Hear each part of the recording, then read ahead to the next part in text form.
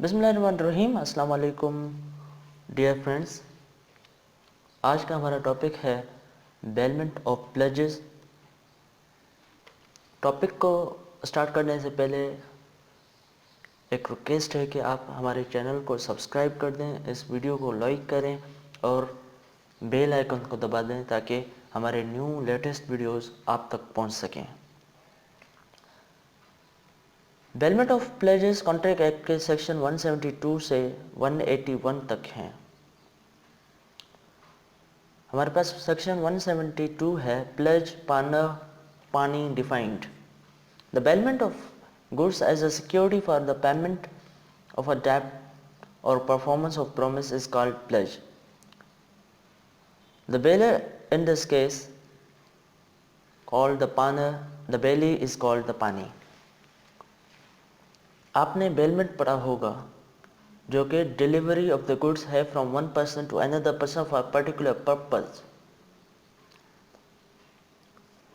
तो यहाँ पे बेलमेंट होती है गुड्स की for the as a security for the payment of डेब्ट और परफॉर्मेंस ऑफ द प्रॉमिस। क्यों लाइक आप बैंक से या कोई फाइनेंशियल इंस्टीट्यूशन से कर्ज ले रहे हैं तो वहाँ पे आप गुड्स प्लेज करेंगे, अपने गुड्स जो हैं वो गिरवी रखेंगे।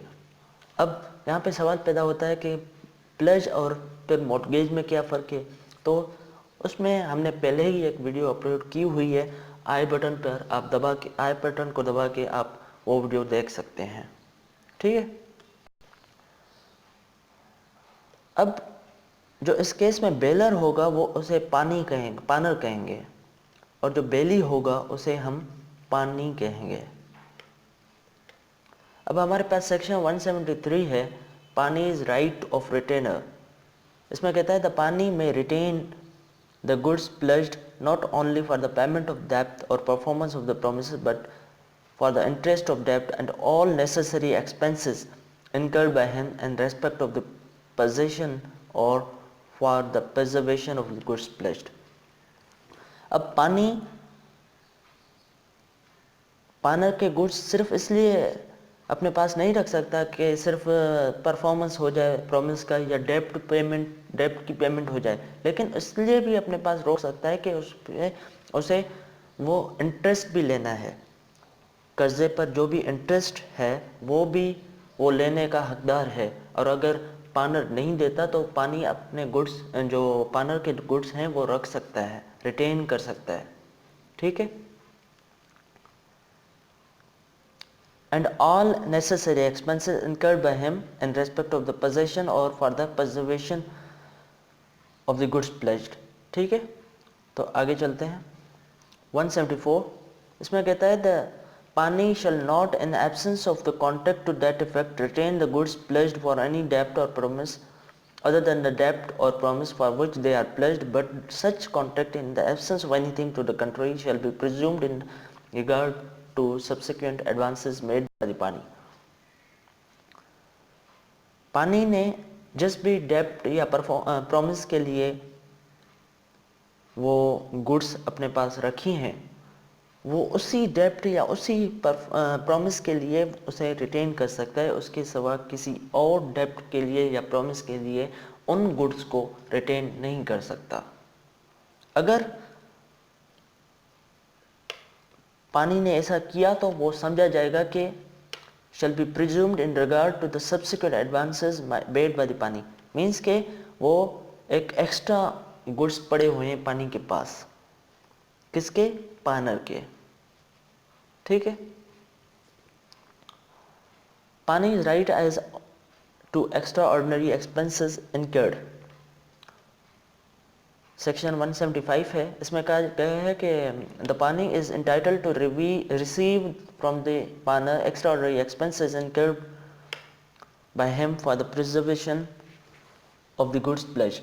अब पानी के पास पानर के गुड्स प्लेज किए हुए हैं, इसके पास पड़े हुए हैं, इसके प्रिजर्वेशन के लिए, इसके गुड्स को रखने के लिए, संभालने के लिए जो भी एक्सपेंसेस, एक्स्ट्रा ऑर्डिनरी एक्सपेंसेस लगे हुए हैं गुड्स पर, वो कौन देगा, वो देगा पानर, पानी को। ठीक है। Section 176 Paner's right where Pane's right where Paner makes default. If the Paner makes default in payment of debt or performance at the stipulated time of the promise in respect of which the goods were pledged, the Pani may bring a suit against the Paner upon the debt or promise and retain the goods pledged as a collateral security, or he may sell the goods pledged on giving the Paner reasonable notice of the sale. अब partner ने कर्जा ले लिया और goods pledge कर लिए। कर्जे की एक डेट मुकर्रर थी, स्टिपुलेटेड टाइम था, ठीक है। उस टाइम पर पार्टनर ने कुछ डिफॉल्ट कर दिया, कर्जा पे नहीं किया, तो जो पानी है वो केस कर सकता है पार्टनर पर, और साथ ही वो जो गुड्स हैं प्लेज्ड उन्हें भी रिटेन कर सकता है, या फिर उन गुड्स को सेल कर सकता है, लेकिन एक शर्त पे कि on giving the partner reasonable notice of the sale, उससे पार्टनर को नोटिस देना है सेल का, इसके सिवा नहीं सेल कर सकता, ठीक है। If the proceeds of such sale are less than the amount due in respect of the debt or promise, the partner is still liable to pay the balance. If the proceeds of the sale are greater than the amount of so due, the pani shall pay over the surplus to the partner. Like कर्जा था 10,000 और वो goods बेची गई तो पैसे मिले 5,000, तो पार्टनर अभी भी लायबल है पे करने के लिए बकाया 5,000। लेकिन अगर कर्जा था 5,000 और वहाँ से जो सेल करने से अमाउंट मिली वो मिली 10,000, तो पानी को जो 5,000 ऊपर हैं वो पार्टनर को देने हैं, ठीक है।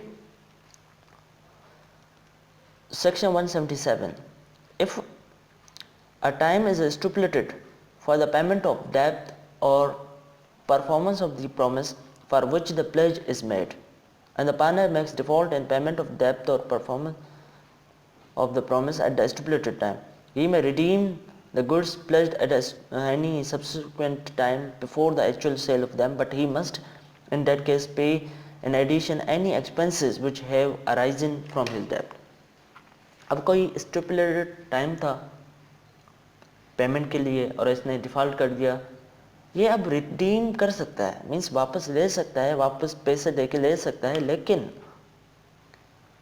Before actual sale of them, और इन केस में उसे एक्स्ट्रा एक्सपेंसेस जो कि वहाँ उसके डिफ़ॉल्ट की वजह से अराइजन हुए, पैदा हुए, वो भी इसे ही पे करने हैं, किसे, पार्टनर को, क्योंकि उसके डिफ़ॉल्ट के साथ वो एक्सपेंसेस अराइज हुए हैं।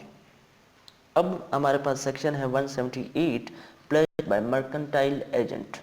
When a mercantile agent with consent of the owner in possession of the goods or documents of title to goods, any pledge made by him when acting in the ordinary course of the business of the mercantile agent shall be as valid as if he were expressly authorized by the owner of the goods to make the same, provided that the party acts in good faith and has not at the time of the pledge noticed that the partner has not authority to pledge. अब mercantile agent pledge कर सकता है, लेकिन कुछ शर्तें हैं कि पहली शर्त क्या है, with the consent of owner, और दूसरी शर्त क्या है कि उसके पास पोजीशन हो गुड्स की या फिर डॉक्यूमेंट ऑफ टाइटल की। तीसरी शर्त क्या है कि जो पानी है वो गुड्स फैक्स में एक्ट करे और उसे ये नोटिस ना हो कि प्लेज जो मर्केंटाइल एजेंट है उसके पास अथॉरिटी नहीं है। चार चीज़ें यहाँ पे होनी लाजमी हैं। फिर अगर मर्केंटाइल एजेंट प्लेज करता है तो उसे सही और वैलिड समझा जाएगा, ठीक है। एक्सप्लेनेशन दी गई है कि in this section the expression mercantile agent and document of title shall have meaning assigned to them. अब है सेक्शन 178A के pledged by a person in possession under voidable contract. When a partner has obtained possession of goods pledged by him under voidable contract under section 19 or section 19A, but the contract has not been rescinded at the time of pledge, the party acquires a good title to the goods provided that he acts in good faith and without notice of the partner's defect of title. अब जो partner है उसके पास उसने एक goods की position obtain की हुई है अंडर वाइडेबल कॉन्ट्रैक्ट, जो वाइडेबल है अंडर सेक्शन 19 और 19A of the contract act, लेकिन कॉन्ट्रैक्ट को रेस्किंड नहीं किया गया, उसको रिवोक नहीं किया गया, ठीक है, at the time of the pledge. तो पानी जो है वो उसे गुड टाइटल मिल जाएगा गुड्स का, लेकिन he acts in good faith and without notice of the partners defect of title, ठीक है। तो अब हमारे पास सेक्शन है सेक्शन 179 जो कहता है कि pledge where partner has only unlimited interest, where a person pledges goods in which he has only limited interest, the pledge is valid to the extent of that interest. अब partner कोई चीज़ pledge कर रहा है जो है 50,000 तक की और उसका इंटरेस्ट उस पर सिर्फ और सिर्फ 30,000 का है, तो वो जो प्लेज होगा वो वैलिड होगा 30,000 तक, ठीक है। इसका मतलब ये है। तो हमारे पास अब बाकी दो सेक्शंस हैं। सेक्शन 180 जो कि है suit by bailor or bailee against wrongdoer. If a third person wrongfully deprives the bailee of the use or possession of goods bailed or does them any injury, the bailee is entitled to use such remedies as the owner might have used in the like case if the no bailment had been made, and either the bailor or bailee may bring a suit against a third person for such deprivation or injury. अब कोई third person illegally बेली को goods के use करने या position रखने से रोकता है या खलल पैदा करता है या इंजरी उसे पहुंचाता है उन गुड्स को, तो बेली जो है वो रेमेडीज यूज़ कर सकता है अगेंस्ट दैट पर्सन जो ऑनर कर सकता है, ठीक है। और ऑनर या बेली में दोनों में से उन थर्ड पर्सन को केस हो सकता है फॉर सच डिप्राइवेशन और इंजरी, ठीक है। तो अब हमारे पास एक सेक्शन रह गया है सेक्शन 181 जो कि अपॉर्चुनमेंट ऑफ रिलीफ और compensation obtained by such suit. अब जो सूट दाखिल किया था हमने सेक्शन 180 पे, अगर वो सूट दाखिल किया गया और उसमें से कंपनसेशन मिल गई तो वो कंपनसेशन कैसे डिस्ट्रीब्यूट होगी उसके बारे में ये सेक्शन है। और सेक्शन कहता है कि whatever is obtained by way of relief और compensation in any such suit shall as between the bailor and bailee be dealt with according to their respective interest, ठीक है। वो जो कंपनसेशन मिलेगा वो उसके जो भी इंटरेस्ट होंगे उसके हिसाब से डिस्ट्रीब्यूट की जाएगी, ठीक है। तो हमारा आज का लेक्चर जो कि सेक्शन 172 से 181 तक था वो कंप्लीट हो गया। उम्मीद है आपको ये लेक्चर समझ में आ गया होगा। हमारे चैनल को सब्सक्राइब करें, इस वीडियो को लाइक करें और अगर आपके पास कोई टॉपिक है तो वो भी हमें बता दें। Thank you very much. Pakistan जिंदाबाद।